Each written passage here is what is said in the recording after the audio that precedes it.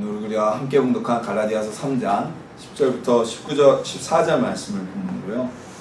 의인은 믿음으로 살리라는 제목으로 함께 은혜하는 시간 되길 소망합니다. 우리가 다 알다시피 우리 교회는요, 두 종류의 물고기를 키우고 있습니다. 열대어인 구피와 그리고 금붕어를 키우고 있죠. 금붕어 안에는 미꾸라지도 2마리 들어있어요. 근데 이 구피와 금붕어는요, 똑같이 물속에서 살아가는 어류이고요, 민물에서 살아가는 고기이고요, 모양도 비슷하게 닮아있는 물고기입니다.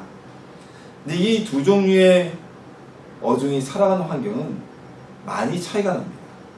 예를 들어 구피 같은 경우는 상온 섭씨 25도에서 28도의 환경에서 가장 살아가기 좋은 환경이 됩니다.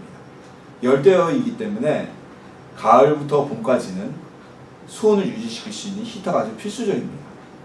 구피 같은 경우는 온도가 떨어지게 되면요, 추워서 죽어버리고 제대로 병에 걸리게 됩니다. 살지 못해요. 반대로 또 무더운 요즘 같은 여름이 되면 어항의 온도가 30도 이상으로 올라가도 약한 개체들이 많이 죽어들게 됩니다. 그래서 한여름에는 얼음물을 어항에 넣어줘야 됩니다. 항상 일정한 온도를 유지시켜야 되는 환경에서 구피는 살아갈 수 있습니다. 근데 같은 물고기이지만요, 금붕어는요, 구피와는 조금 다릅니다. 금붕어는 수온의 영향을 크게 받지 않습니다. 아주 심하게는 얼음이 꽁꽁 얼는 영하에서부터 그리고 한여름의 무더위까지 수온 때문에 금붕어가 죽거나 병이 들리는 경우는 크게 찾아보기가 어렵습니다. 물론 이제 수온의 차이에 따라서 먹이를 많이 먹느냐 적게 먹느냐 이런 차이는 있지만요. 근데 하지만 금붕어들은요, 주의해야 될 게 있는데 수온은 상관없어요. 근데 먹이를 줄 때, 사료를 줄 때 아주 조심해야 됩니다.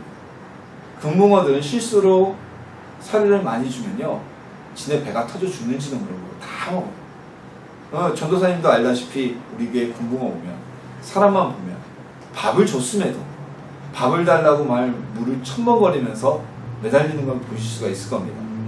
근데 그렇게 달라고 해서 밥을 다 주면 소화불량으로 죽거나, 그렇지 않더라도 불에병이라는 아주 불치병에 걸려서 생명을 잃습니다. 반면 구피들은요, 실수로 밥을 많이 주더라도 딱 지네가 먹어서 배불릴 정도가 되면 더 이상의 밥을 먹지가 않습니다. 이 같은 어종인데요, 같은 어종임에도 불구하고 살아갈 수 있는 환경에 차이가 나게 됩니다. 물론 이제 금붕어나 구피나 물속에서 살아나가는 어종이기 때문에 수질을 관리해줘야 된다는 공통적인 특징은 있지만 그럼에도 불구하고 환경이 다릅니다. 자, 불신자와 성도의 삶은 달라야 된다고 우리가 이야기를 합니다. 우리가 생물학적으로는 똑같은 사람입니다. 같은 일반 사회교육을 받습니다.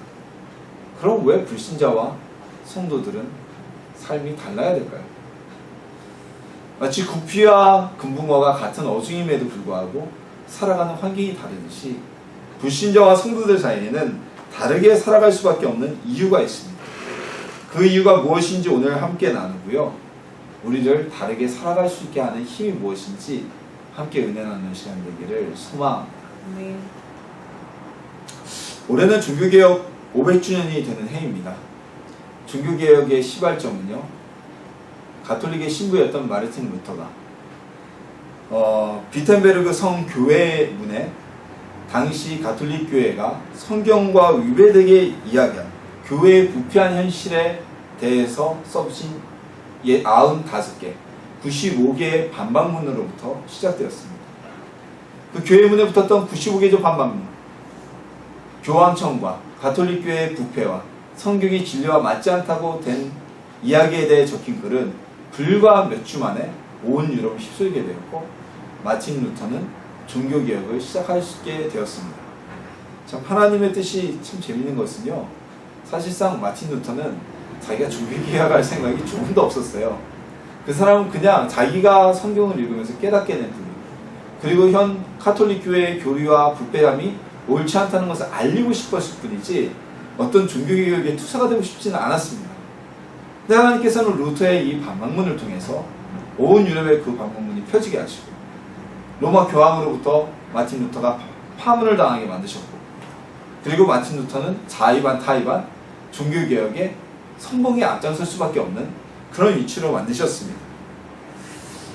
루터가 이렇게 95개조 반박문을 써붙일 수 있었던 데에는요, 하나의 커다란 계기가 있습니다.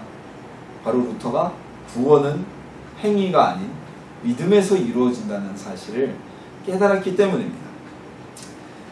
지금도 그렇지만요, 가톨릭 교회의 교리는 죄사함에 대한 권한이 로마 교황에게 위임되어져 있다고 믿고 있습니다. 주장하고 있습니다.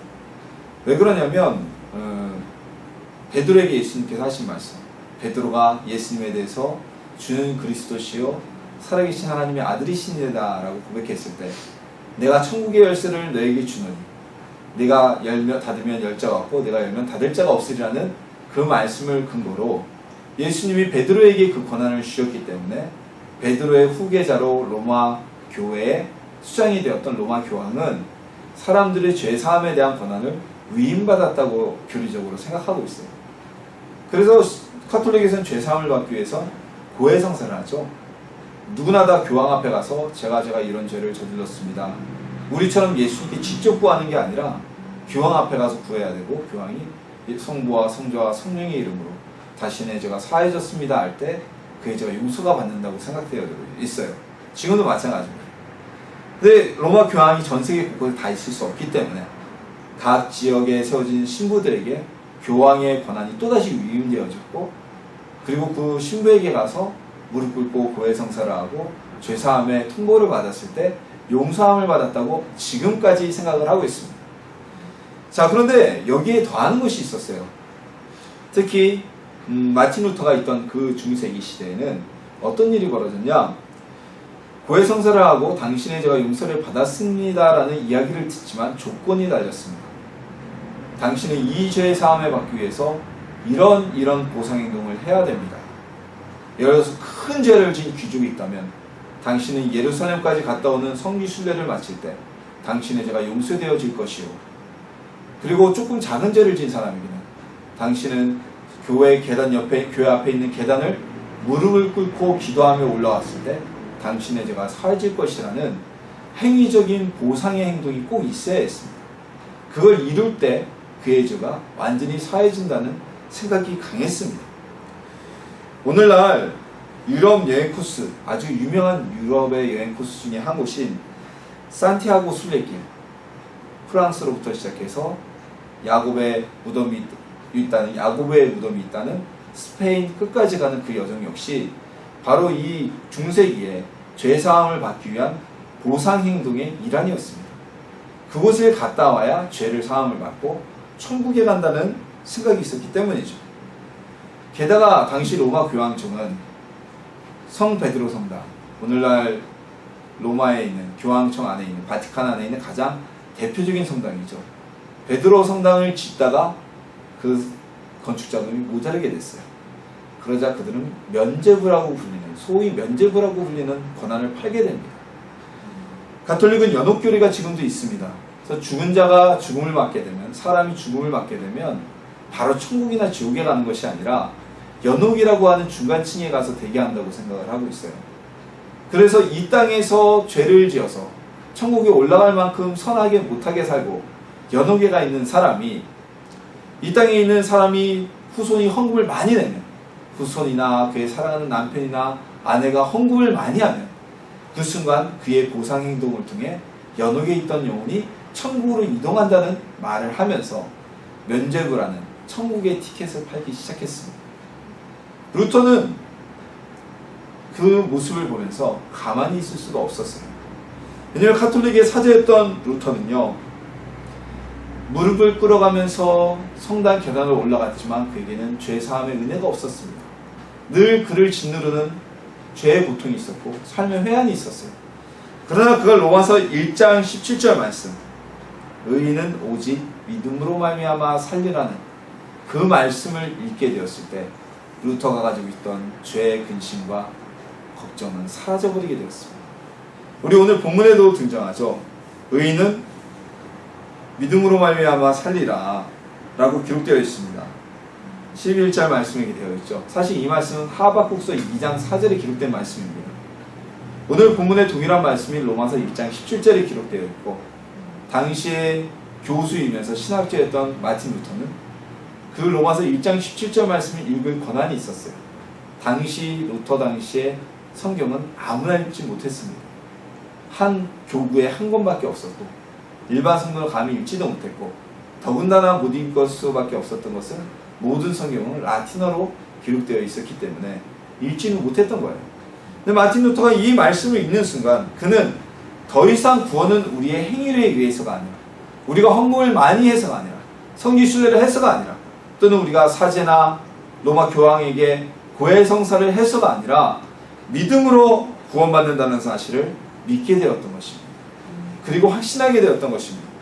그렇기에 교황을 통해서 면죄부를 팔아 구원을 얻는다는 이야기가 얼마나 허황된 것인지 알게 되었고 우리가 죄에 대해서 행위로 보상을 해야 죄사함을 받는다는 이야기가 비성경적인 것을 알았기 때문에 그는 95개조 반박문을 써 붙일 수밖에 없었던 것입니다.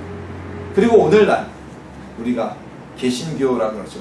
개혁된 새로운 기독교, 개신교로 다시 초대교회의 신앙으로 돌아가서 더 이상 사제에게 고백하지 않고 우리가 직접 믿음으로 예수님께 구함으로 인해 우리의 죄가 용서받는 구원으로 나오게 되었던 것입니다. 우리는요 믿음으로 인해 구원받는 것임을 하나님은 오늘 말씀을 통해 우리에게 말씀하고 계십니다. 그렇다면 왜 우리는 믿음으로 살게 되는 것일까요? 오늘 본문은요 예수님께서 왜 죽으셨는지 말씀하고 있습니다. 오늘 본문에서 예수님은 우리의 죄 때문에 율법의 저주를 받아 저주의 나무에 달리셨다고 기록하고 있습니다. 말씀하고 있습니다. 이 때문에요 예수님이 우리 죄를 대신해서 율법을 우리가 지키고자 했지만 율법에 지키지 못하였고 그 율법의 저주로 인해서 우리는 죽을 수밖에 없는데 율법은 그렇잖아요. 하나님 말씀을 들으면 복이나 하나님 말씀을 어기면 죽음, 저주를 받는 두 가지밖에 없습니다. 죽을 수밖에 없는 우리 대신해서 그 저주로 십자가에 달려 죽으셨고 다시 살아남으로 인해서 우리는 더 이상 그 저주를 짊어질 이유가 없다는 사실을 믿어야 한다는 것입니다. 믿음이 아닌 다른 것으로는요 그래서 우리는 구원을 얻을 수가 없어요. 자, 율법은 믿음으로 인한 것이 아닌 행위로 인한 행위에 대한 제한이죠. 율법은 믿음으로 구원을 받는 것이 아니라 율법을 지킴으로 인해서 구원받을 수 있는 어떤 테두리 안에 눌러서 있게 그 자리에 서 있을 수 있게 만드는 것입니다. 근데 이제는 이 율법의 테두리가 무너져 버렸어요. 예수님이 이 세상에 오심으로 인해서 우리에겐 새 언약의 시대가 일어나게 되고 더 이상 행위의 율법을 지키는 것만으로 구원 얻는 것이 아니라 예수님을 나의 구주로 믿는 순간 우리는 구원을 받게 되었습니다. 더더군다나 이제 새 언약의 시대에서는 죄의 관념이 바꿔졌습니다. 과거에는 죄라는 것은 율법의 시대, 즉 행위의 시대에는 행위로 짓는 죄만 범죄라고 사람들이 생각했어요. 내가 누구를 욕해야만, 때려야만 그게 죄라고 생각하죠. 이것은 오늘날 세상 사람들도 똑같은 관점으로 살아가고 있습니다. 눈에 띄지 않으면 죄가 아니에요. 죄를 지면서도 들키면 오히려 재수가 없다고 얘기를 합니다. 그래서 정직하게 사는 사람은 손해를 본다. 바보 같은 사람이다 라고 이야기를 하죠. 그러나 예수님이 오시면서는 죄의 범위가 확장되어졌습니다. 행동의 죄가 아니라 마음으로 누구를 미워만 해도, 마음으로 우명만 품어도, 마음으로 저 물건을 탐내기만 해도 그는 이미 살인자이며 간음을 행한 자이며 이미 도둑질한 자라고 죄의 범위가 확장되어졌습니다. 그래서 어떠한 사람도 이제 더 이상 행위로는 구원받을 수가 없게 된 것이에요. 아무리 착하게 살아도 구원을 받지는 못하는 시대가 도래한 것입니다. 아무리 착하게 살아도 법 없이 살 사람이라도 마음으로 누구를 미워하지 않은 사람은 없을 테니까요. 이제는 예수님을 믿음으로 인해서 행위는 사라졌어요. 행위는 필요 없이 예수 그리스도를 나의 구세주로, 그분이 나의 죄를 대신해서 죽으셨다는 사실을 믿음을 통해서 우리는 구원의 자리로 옮겨지게 되었던 것입니다. 우리가 고행과 금육의 삶을 사는 것, 지극히 율법적인 삶이죠. 고행과 금육의 삶을 산다고 해서 우리는 구원 얻을 수가 없습니다. 이제는요, 성경을 수십 번 읽는다고 해서 구원을 받을 수 있는 것도 아닙니다. 우리는 예수님이 나의 죄를 대신해서 죽으시고 우리의 죄를, 나의 죄를 사해 주신다는 사실을 믿는 믿음으로 구원을 얻게 되는 것입니다. 우리의 행위, 우리의 삶의 열매, 거룩한 삶, 선한 삶, 그리고 올바른 삶, 이런 삶의 열매는요, 믿음의 열매는 될 수 있어도, 구원의 열매는 될 수 있어도 행위가 우리를 구원으로 이끌게 되는 것은 아닙니다. 구약에서는 행위가 우리를 구원으로 이끌었다지만 이제는 그게 바뀌어버린 것이죠. 예수님의 속죄함을 믿는 믿음 외에는 아무도 구원을 받을 수가 없습니다. 예수님이 나의 구주라는 믿음 외에는 그 무엇도 우리를 구원에 이를 수가 없습니다. 반대로 다른 것은 다 우리가 행하지 못한다고 할지라도 예수님을 나의 구세주로 믿는 그 믿음만 있다면 그는 구원의 자리에 들어가게 된 것입니다. 그래서 이방인은 우리가 율법을 지키지도 못하였고 할례를 받지도 못하였고 안식일을 지키지도 않는 우리가 예수 그리스도 안에서 구원받게 되고 아브라함의 믿음의 자손이라는 복을 얻었다고 오늘 본문은 우리에게 선언하고 있습니다. 믿음으로 살지 못하는 사람은요, 죄인입니다. 예수님을 구주로 믿지 못하면 그의 죄는 용서받을 길이 없습니다. 예수님을 구주로 믿지 못하기 때문에 회개하지도 못하고 믿음으로 주님께 나가지도 못합니다. 의인이 아닌 죄인은 천국에 들어갈 수가 없습니다. 그럼 그는 구원과는 멀어진 사람이라는 것입니다. 의인은 믿음으로 살 수밖에 없습니다. 믿음으로 사는 사람이 의인입니다. 그만이 구원의 자리에 나갈 수가 있는 것입니다. 열대어는요, 차가운 물속에 살 수가 없습니다.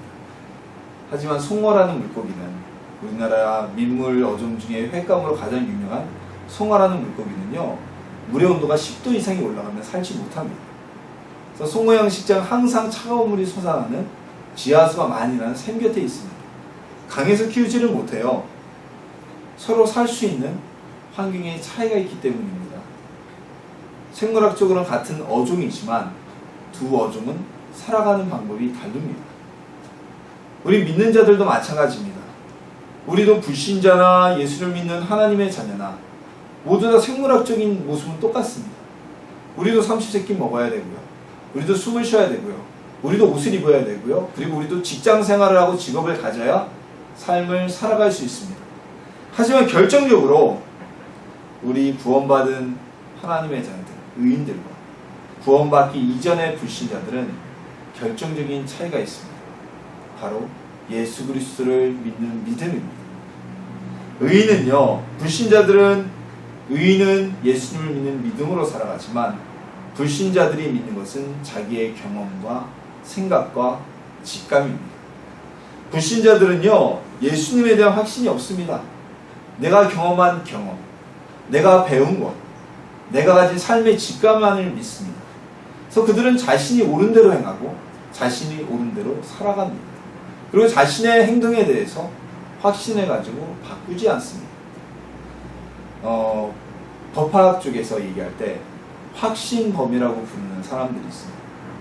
이 사람들은요, 자신이 지은 죄에 대해서 재판을 받으면서도 결코 잘못했다, 내가 잘못된 일을 저질렀다고 생각하지 않는 사람들입니다. 주로 정치범들 중에 그런 사람들이 많아요. 예를 들어서 우리나라의 전직 대통령인 분이나 그분을 도와서 12.12 쿠데타를 일으켰던 그분들 중에 제가 듣기로는 우리가 한 쿠데타가 잘못이었다라고 고백하는 사람이 한 명도 못 들어봤어요.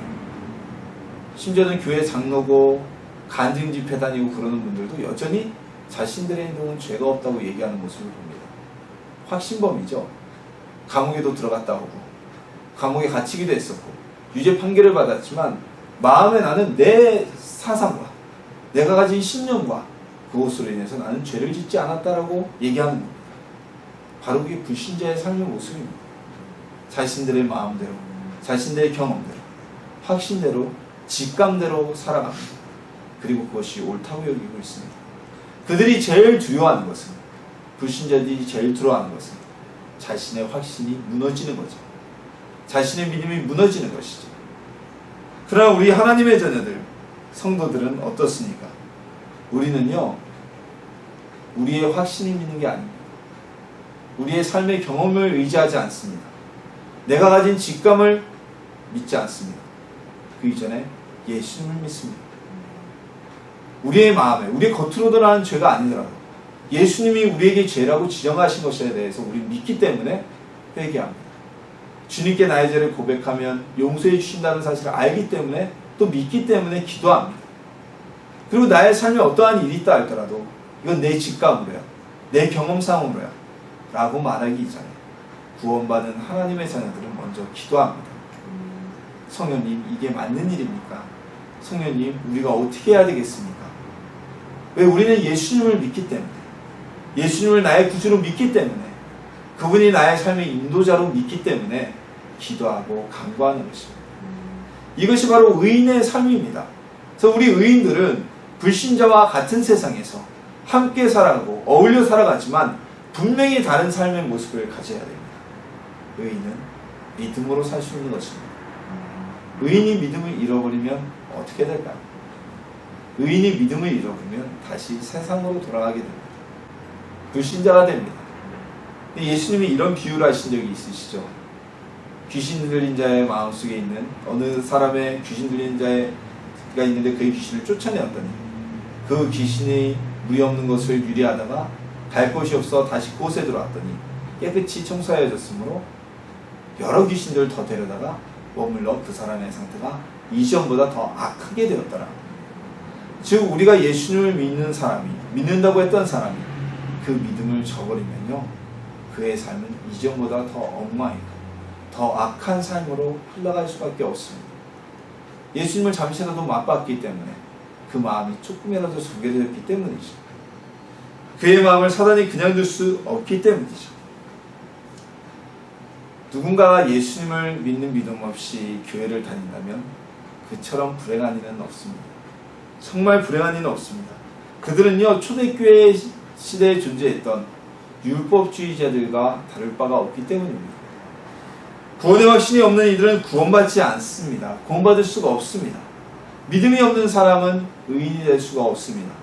우리가 의인인 것은 내가 의롭게 행동해서가 아니라 하나님께서 우리의 죄를 없이 우리를 의롭다 칭하셨으므로 우리는 의인이 된 겁니다. 그 의인이 되기 위해선 믿음은 필수적인 관계인 것입니다.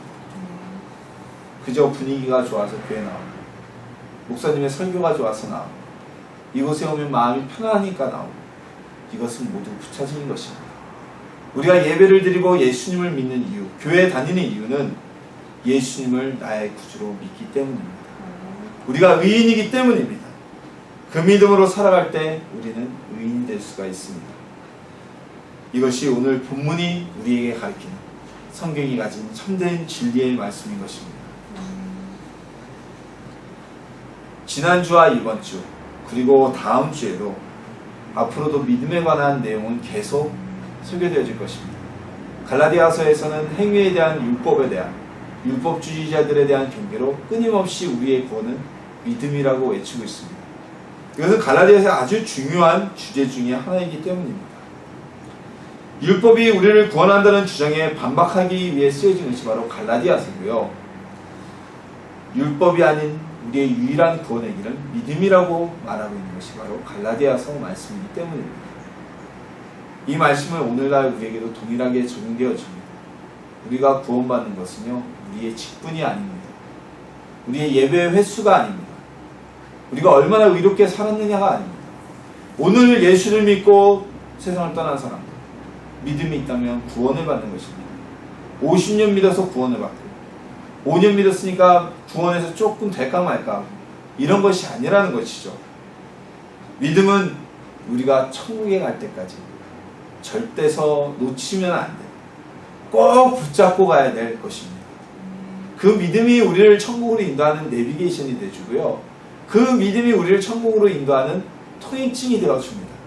자칫 우리가 이 믿음을 놓치는 순간 우리는 길을 잃어버리게 되고 어둠 속에서 헤매게 됩니다. 예수님의 제사함의 은혜 그리고 믿음의 구원이라는 사실을 잊는다면 우리는 모든 것을 잃어버리는 것입니다. 예수님을 나의 구주로 구원은 오직 우리 예수님만으로 주어진다는 그 믿음 잊지 마시고 그 믿음으로 인해 하나님의 의인으로 살아가는 주님의 자녀가 되시기를 예수님의 이름으로 축원합니다.